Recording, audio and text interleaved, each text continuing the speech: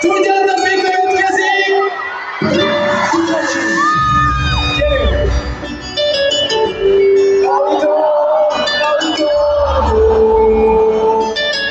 Ennyire is van.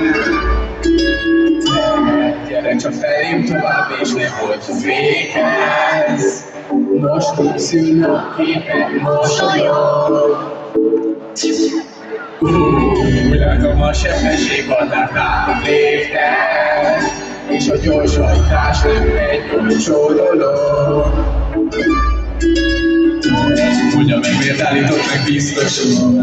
Igyentem a krefemlek a piszkosul, betartottam mindent a szabályokból. 21-en mentél biztos távlán, sokakat életveszélybe sodor. Búcsúzzál el 30 000 forintot. Undorító, távol áll a gyorshajtásról, meg is látszik a táblatról a pártól. Eleget van az igazságtalanságból. Undorító, akkor rövülök a megrázol, és ebből a büntetésről magyarázol.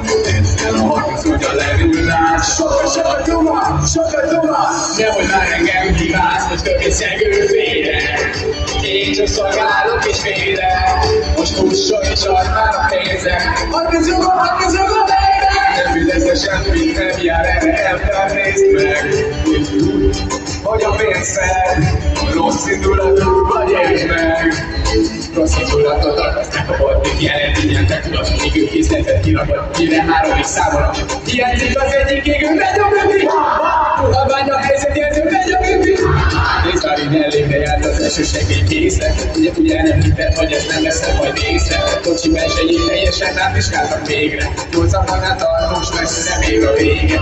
Ez nem lesz így jó, kicsit sokat cég.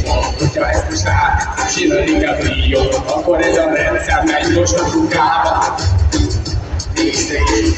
Csináld, amit mondom, írd meg az orvot. Úgy látom, ez nem megy, vannak itt gondok. A jósítam kis nőtteket és a várba. Most hát gyalogos vagy húzzál, maga teljesen meglőtt, mi a francot képzel. Nem elég, hogy lehúzott pénzzel.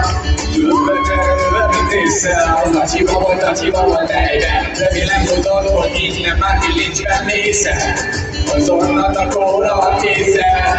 Ez pedig neked vagy egészen. Undorító. Biztos, hogy egy kicsikét még kérem várni. Azt hiszem, hogy van egy másik megoldásom. De van a zsebemben, az önnek számol. Nagyon jó! Még a